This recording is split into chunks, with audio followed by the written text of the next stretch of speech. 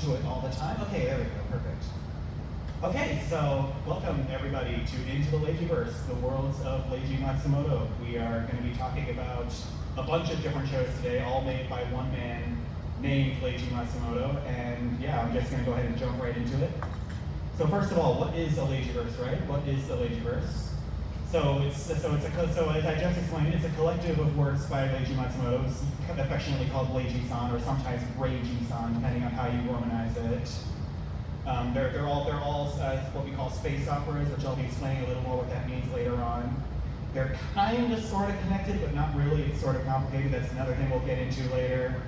The thing you really need to know, first of all, is that the big three are Space Battleship Yamato, sometimes called Star Blazers, Space Pirate Captain Harlock, sometimes called Albator, particularly if you happen to be a Frenchman, and Galaxy Express 39. It's pronounced, I know it looks like 999, it's pronounced 39.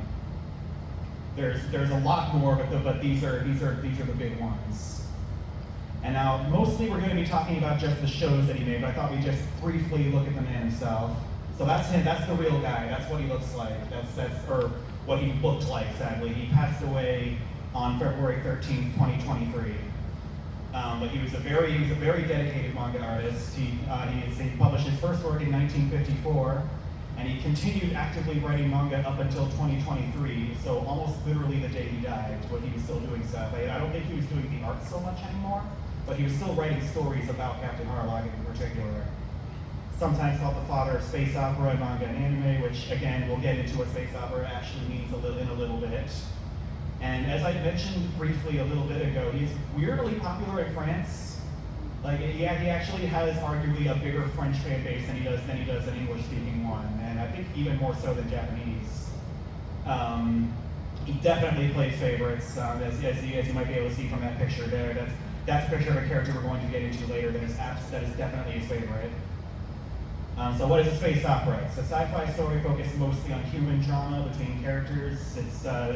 It's called that because it's basically a soap opera in space. It's sort of, it's more about the characters, it's less about realistic tech and stuff like that. It's when we do have the tech, it's often more kind of cool and stylish looking. It's not necessarily practical.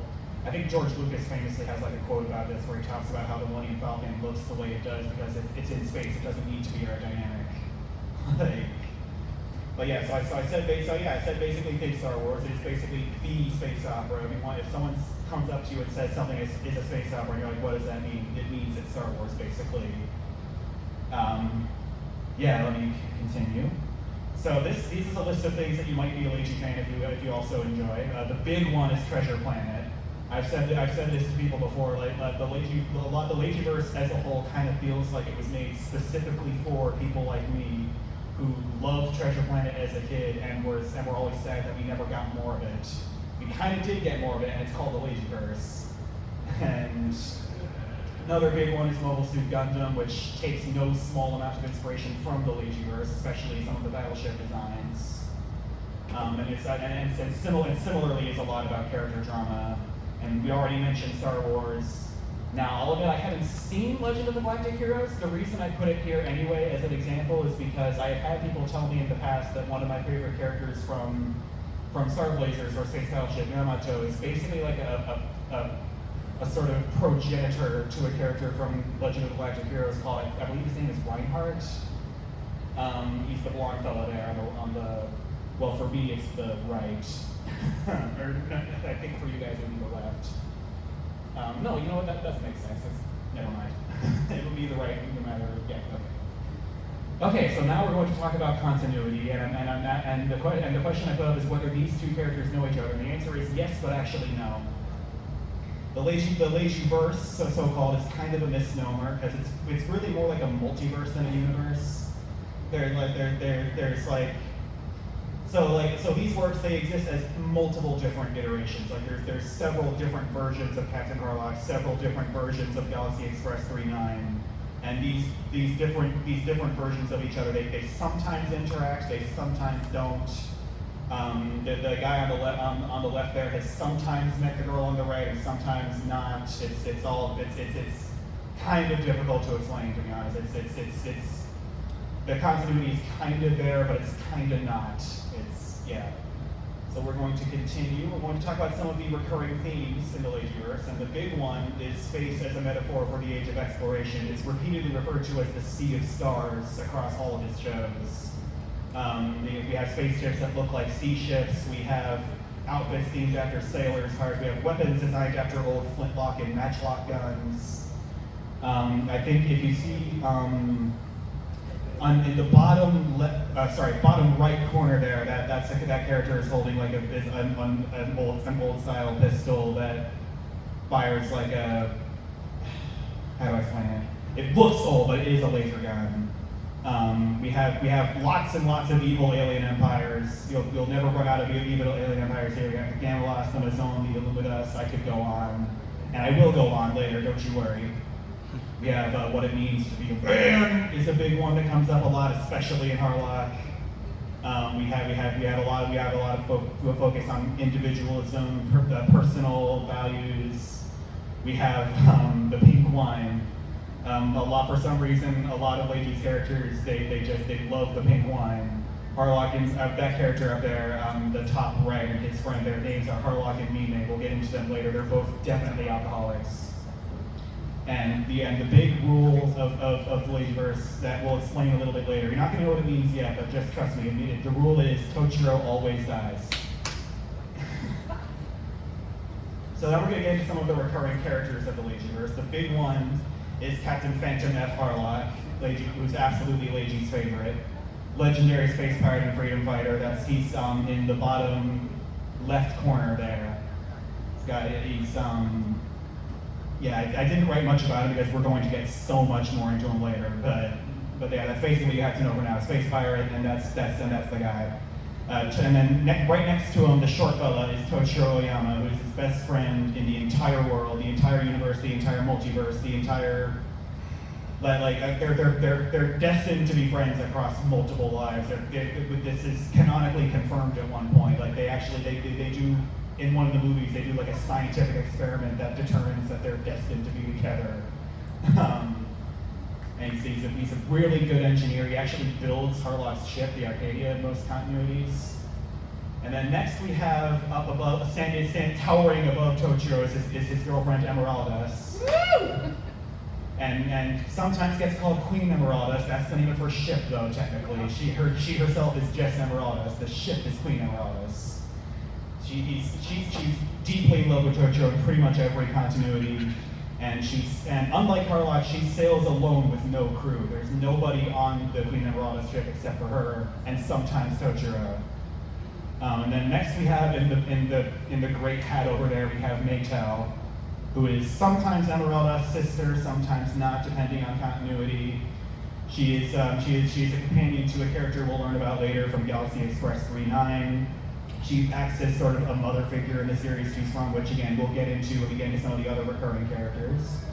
And then lastly, on the far right, we have Mime, or sometimes La Mime, who is Harlock's second closest companion after Tochiro. She's and for some reason she glows when she drinks the pink wine, and I'm not sure how this is even accomplished because as you can see, she does not have a mouth.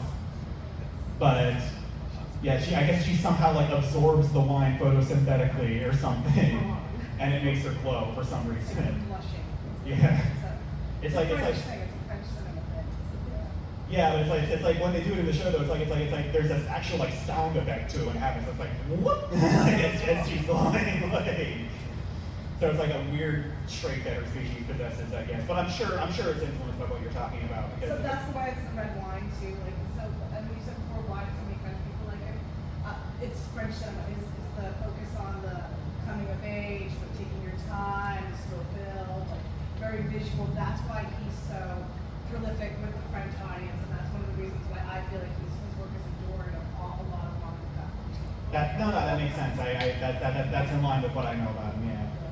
Okay, we're moving on to some more recurring characters. These are a group of characters I like to call the potato people. We've already been over Tochiro. The next one we're going to go over is Yatara. He's the fellow in the green headband there, bandana. Harlock's first mate. He's obsessed with model kits. He's always, in almost every scene he's in, he's shown like, he's like a child dog. He like, likes to run around the ship going, He's sometimes speculated to be a self-insert of Leiji himself, because he's also really into model kits. And you can, oh hey, Guy Manuel de Homan Cristo just walked in. Hi, Guy Manuel. But we will get to your thing, I promise, Guy Manuel, we will. But anyway, so we were about to move on to Dr. Sato, who's on the bottom center there. He's the chief medical, or sorry, that's not Dr. Sato, that's Dr. Zero, I confused them. Dr. Sato is the other doctor on the top left, sorry about that. Dr. Sato is the chief medical officer of the Yamato. He's definitely an alcoholic, has a very close friendship with the captain of that ship, Okida, who we'll get into later. And then the guy that I accidentally mentioned earlier is Dr. Zero, who is actually a guy in the bottom of the floor. He's the chief medical officer of the Arcadia, also alcoholic, and he's in fact so alcoholic that he trained his cat to steal sake from the ship's cook. And there's several scenes of her chasing him and the cat around the ship with a fork and knife.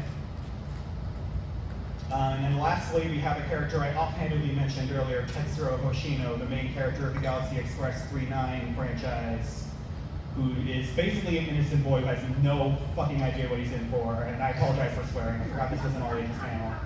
I'm sorry. I guess that's my one that I'm allowed. It's PG-13, I guess now. No more, I promise.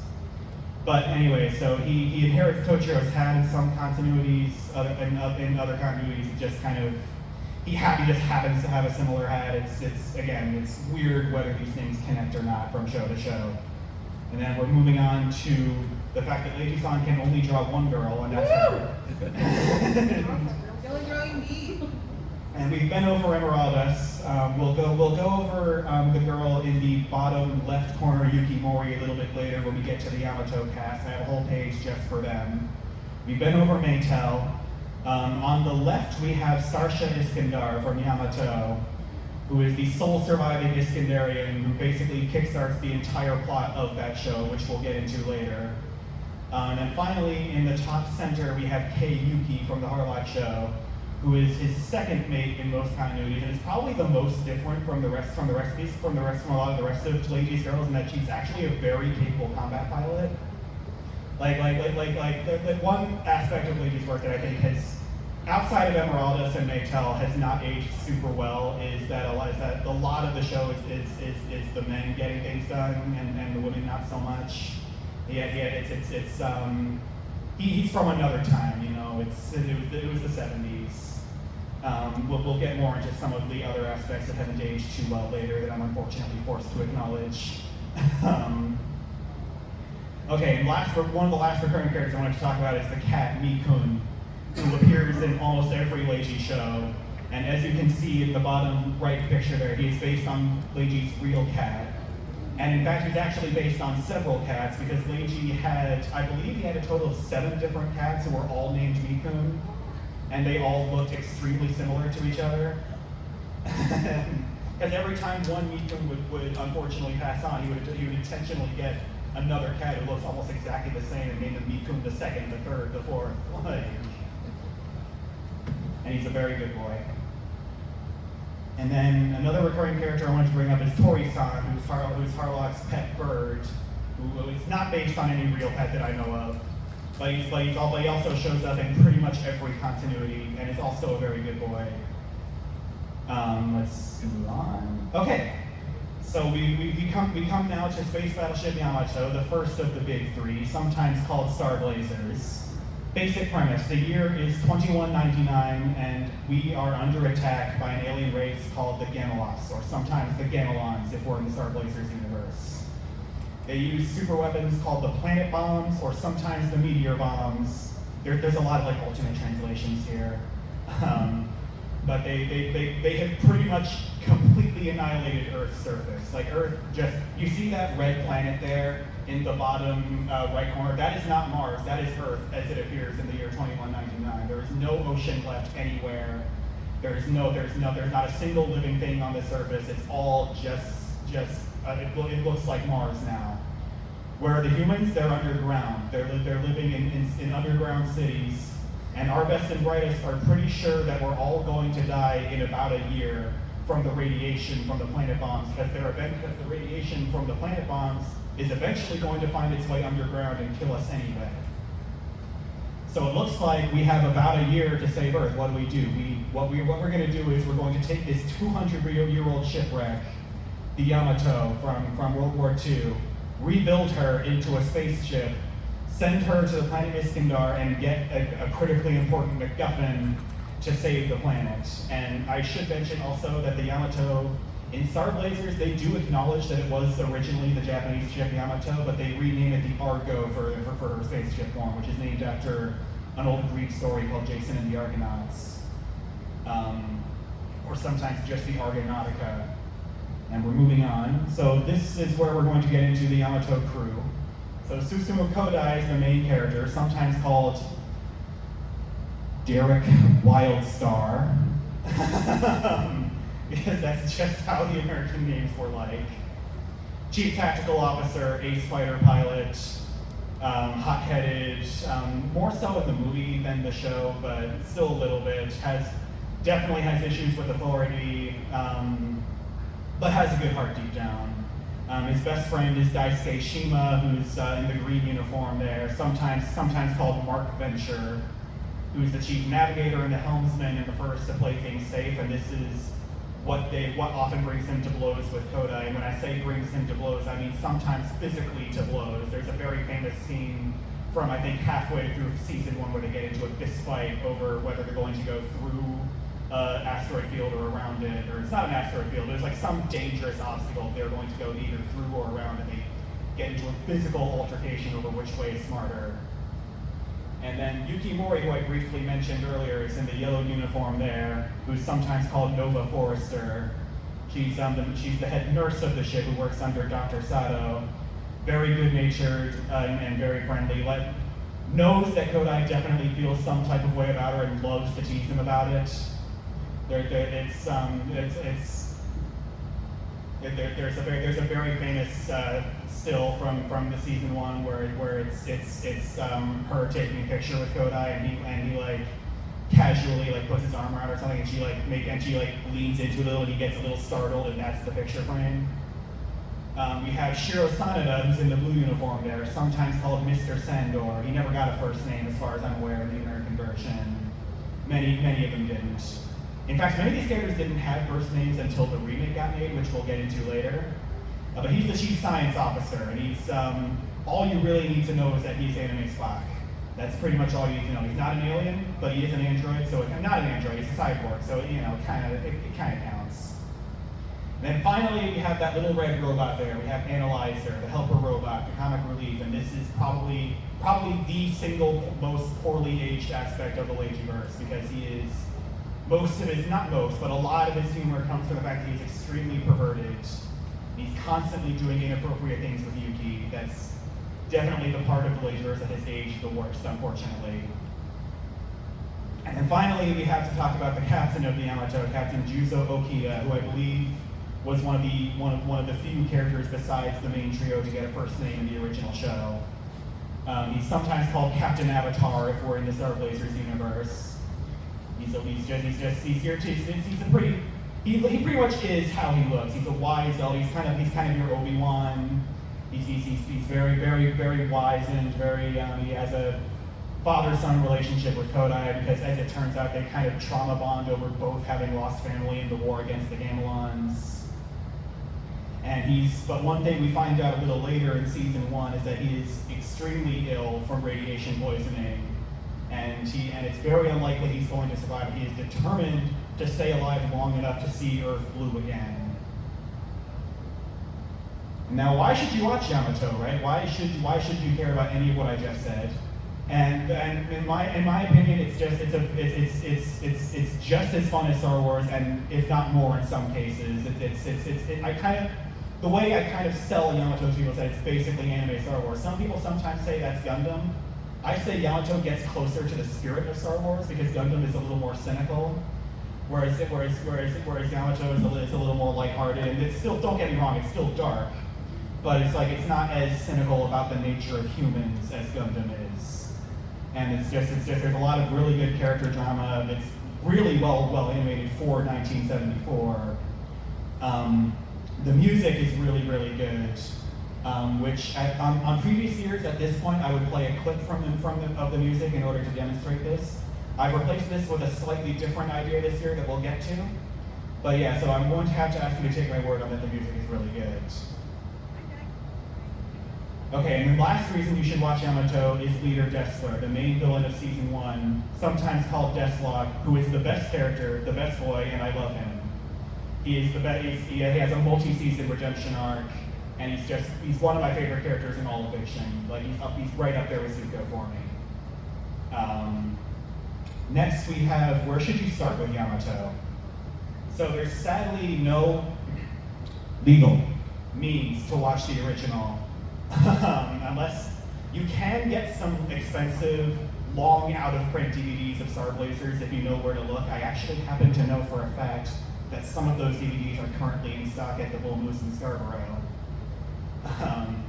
But perhaps an easier starting point would be the remake, Space Battleship Yamato 2199, which you can see in the 2 pictures up now.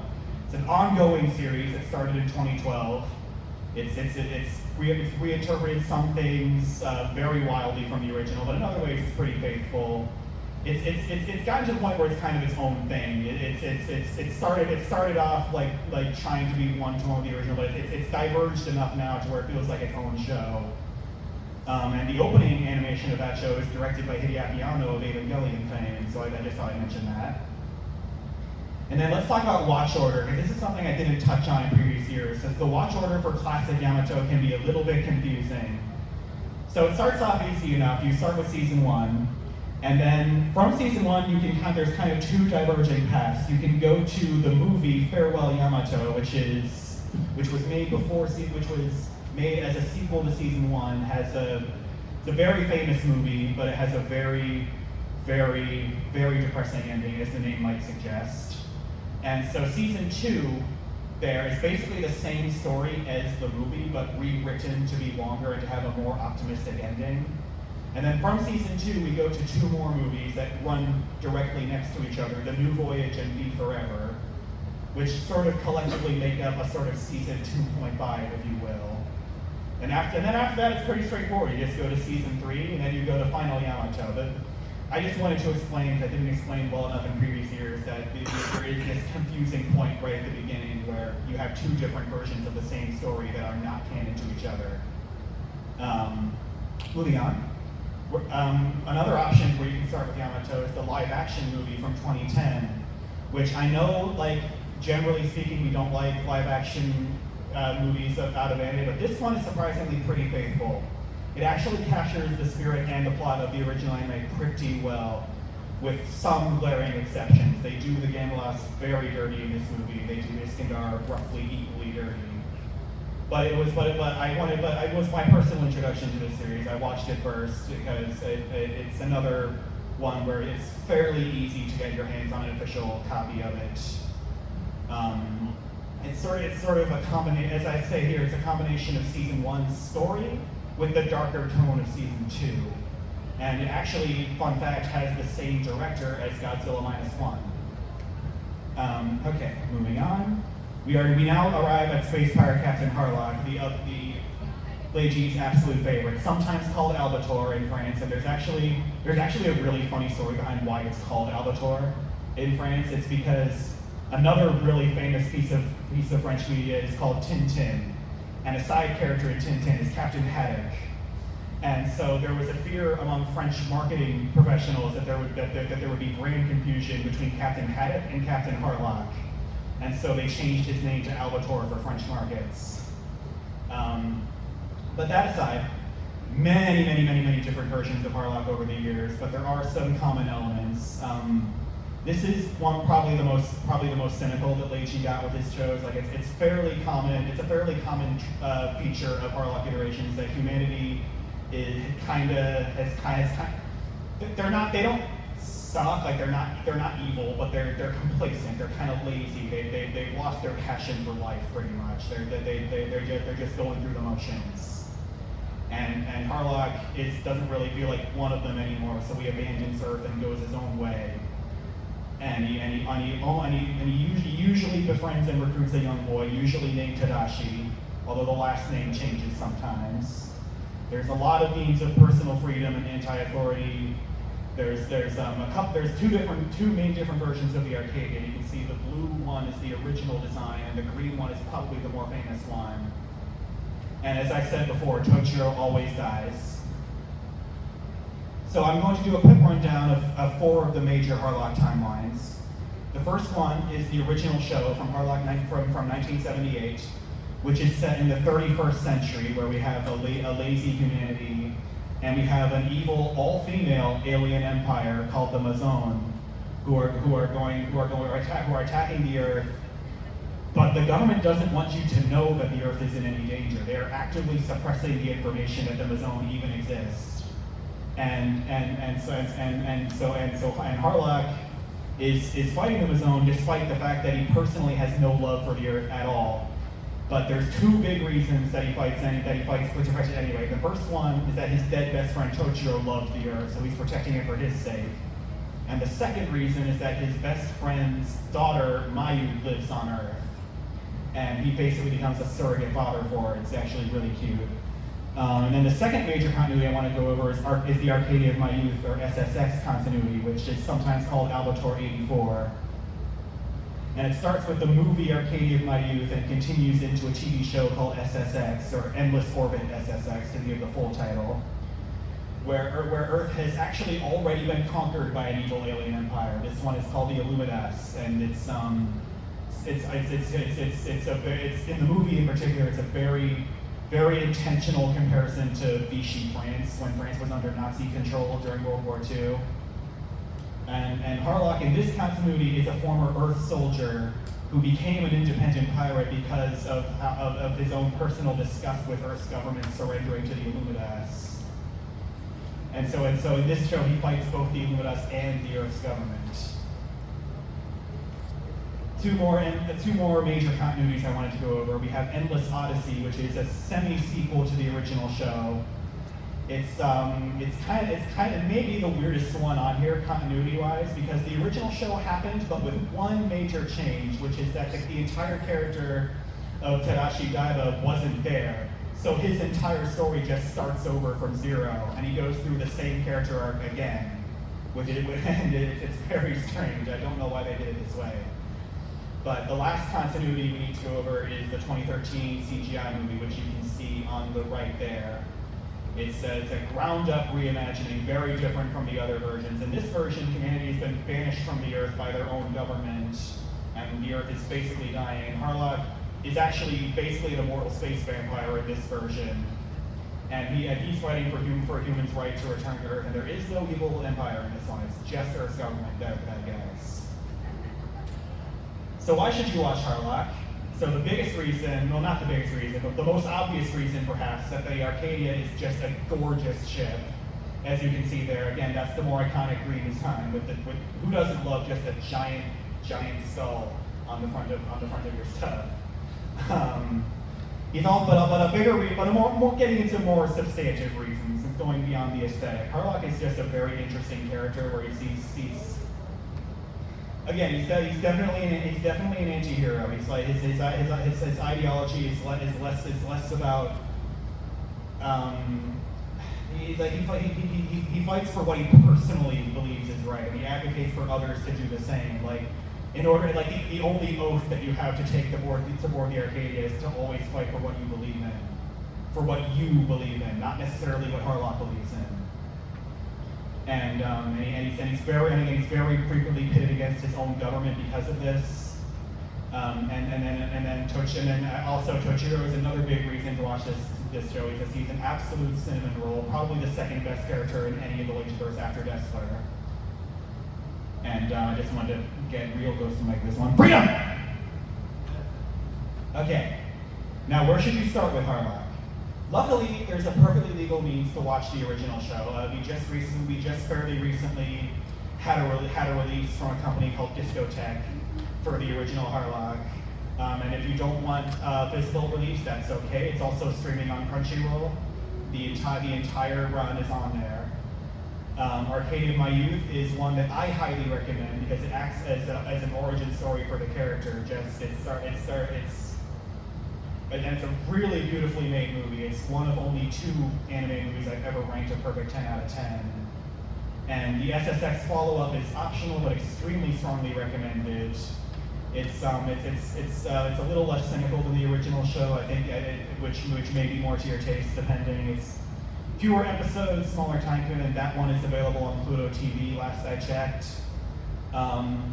There is an unfortunate fact that this is actually kind of common to a lot of Leijiverse shows. A lot of times he runs out of money and he can't really finish it the way he wanted to. You can spot, if you watch the Arcade of My Youth show, you can pretty easily spot the exact moment he ran out of money and just had to end the show. It's like the last episode, just everything happens just at once. But I still highly recommend it because it's still a really fun show. And then where should you not start with Harlock? And I'm going to ask you right now, please, please, please, please, please, please don't start with the 2013 movie if you can help it. Now, if you happen to like the movie, that's fine. I'm not here to invalidate your opinions, but in my personal opinion, this is a terrible adaptation that completely misses the point of who Harlock is as a character.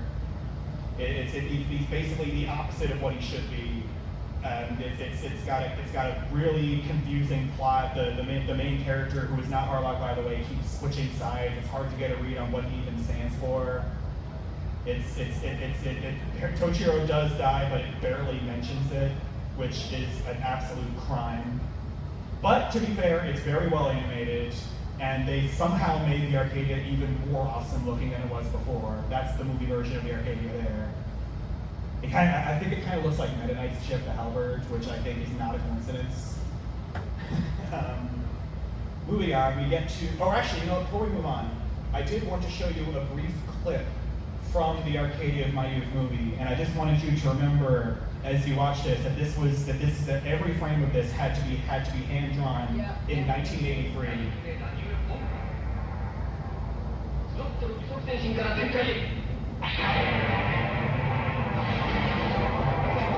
Just think about what this took to make.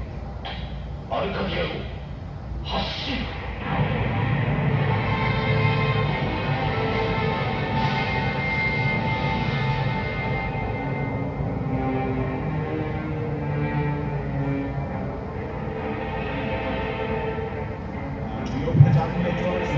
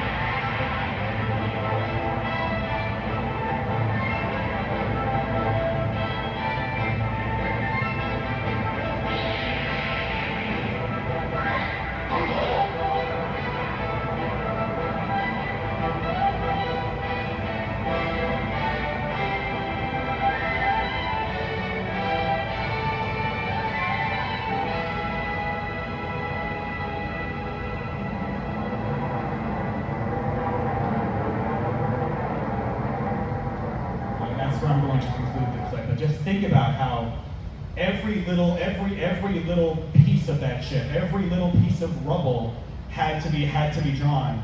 Like this was before we had what we have now. I get kind of emotional thinking about this. But anyway, now that we've done that, we can move on to the last of the big three, which is Galaxy Express 39, which, as I emphasized before, I know it looks like 999. It's pronounced 39. And it follows the adventures of the orphan boy Tetsuro and his mysterious companion Meito. And the ship in this one, instead of being a sea ship, is designed after old-style trains, like steam engines. Now, I want to make a full disclosure here. I don't actually know this show as well as I do the others. I haven't actually seen it like I have the others. It is 113 episodes long. And what we're going to talk about is what I have seen, which is the 1979 film version, which the basic premise is that in the far future, most of humanity, or not most of, but a lot of them, have abandoned their real bodies in favor of mechanized ones, and they call themselves the Machine Men. And so our hero Tetsuro, he meets this mysterious Maytel woman who inexplicably looks a lot like his dead mom. Maybe not so inexplicable, we'll see. But Maytel helps Tetsuro steal a ticket for the Galaxy Express 39. So that's initially what he wants to do is he wants to go to the Andromeda Galaxy so he can get a mechanized body and become a machine man himself, and maybe hopefully get some revenge on the machine man who killed his mom. But as they make stops along the way, he slowly learns more and more about what it really means to lose your humanity like that, and he starts to realize that maybe he doesn't want to be a machine man anymore. And why should you watch Galaxy Express 39? It's much like the others I talked about, it is also a very classical adventure story. This one has more of a coming-of-age angle to it because the main character is just so much younger than the others. There's a very moving relationship drama between him and Maytel. I think that I like how the multiple train stops allow for a bunch of different sci-fi concepts to coexist in the same movie, or I guess in the show it would be the same show. The theme song is really, really good for the movie. I wish I would have brought along a copy. Let's see. Now, where should you start with Galaxy Express 39? Now, again, this is one where thankfully, even very up until very recently, you could not watch this show physically, but we got a discotheque release of the entire 100 episode run split across 3 Blu-rays, and I won't lie, they're not cheap, but you can get them, and it's a lot more accessible than it used to be, which is nice. Another place you can start is, of course, where I started, which is the 1979 movie, which I think does a pretty good job at making the plot feel coherent, despite being an anime compilation movie where that is often a problem, where things often feel very rushed and it just zips from concept to concept because they're condensing the entire show into 90 minutes. Here, I think they did it pretty well. And I also think this movie kind of doubled as a Leiji greatest hits album because Harlock and Elmoradas both also show up. Yeah, and so it kind of works as like an introduction to Leiji in general if you want. It's not on streaming, but DVD copies are not hard to come by. I will say you can watch the sequel at your own risk. And again, if anyone here happens to like the sequel, no problem with you. We can have different opinions. I just didn't like it very much. The sequel is I'm not quite sure what happened with the sequel. But there's strong Star Wars vibes in that sequel. Not quite sure what's happening. Like it's a different vibe, I would say. Yeah. Is there like a Chewbacca in there? As far as I remember, there was no. not a Chewbacca, but Tetsuro's dad, Tetsuro's dad kind of becomes like this like strange Darth Vader type thing. Right, yeah. And meow dark. He was good, I agree. But yeah, so I wanted to talk about some further Leijiverse viewing beyond the big 3. That one on the top is called Cosmo Warrior Zero, which is arguably even more of a Leiji greatest hits album than Galaxy Express is, because it's that ship off on the right is not the Yamato, but it sort of feels like they want like an unofficial meeting between the Harlock and Yamato universes. I didn't get into this before, I probably should have. Yamato is actually pretty insular compared to the other parts of the Leijiverse. It doesn't really connect to the others as much. And there's actually a very good reason for that. It's because, aside from Leiji Matsumoto, there's another very influential creator who was involved with that show called Yoshinobu Nishizaki.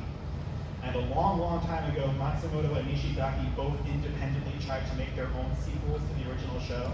And they both said, hey, you're not allowed to do that, it's mine. And they brought it to Japanese court, and Nishizaki won. So Matsumoto doesn't actually have the right to make Yamato shows anymore. It belongs to Nishizaki's estate. Nishizaki, by the way, later ironically fell to his death on a fishing boat called the Yamato. But anyway, moving on. We also had Queen Emeraldus actually did get her own show. It was a 4-episode OVA. based on a 2-volume short manga series, where it's about her and her search for Toshiro. And then there's also a very strange spin-off called the Harlock Saga, which for some reason is a retelling of Wagner's Ring Cycle. Yeah, I've heard of that. I've heard that's very strange. Yes, it is. Okay, so some more further viewing. We have Gun Frontier, which is a wildly different version of Harlock than usual, where instead of pirates, they're cowboys, and instead of space, they're just on Earth. And Toshiro is actually the main character in this one, and Harlock is his sidekick instead of the other way around. We have Submarine Super 99, which we also just recently finally got a DVD release of after it was inaccessible for a very, very long time, which is basically Yamato but underwater. And then finally we have The Cockpit, which is a very unusual step for Leiji, because it's not related to space at all. Instead, it's an anthology of different World War II stories. But yeah, so there's many more, and Guy Manuel, I know you'll love this part. We finally arrived at Interstellar Files. Many people's first experience with Leiji. An alien rock band gets kidnapped by a greedy music producer and cult leader and brought to a planet heavily implied to be Earth. And it's basically just one long music video for the Daft Punk album known as Discovery, their second album. It's I like to point out that we have this movie to thank for Harder, Better, Faster, Stronger. And it was made because Daft Punk, being French, are of course fans of Leiji, and they grew up watching his cartoons, and they were thrilled to get to work with him.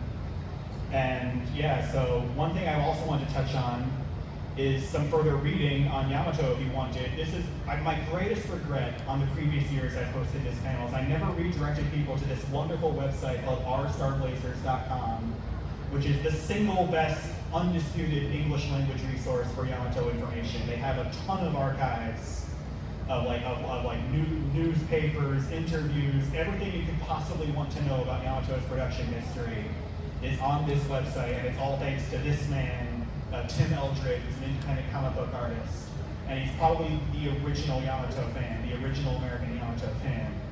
And so I really wanted to just make you aware that this resource exists if you want to know more about where this show came from and why it is the way it is.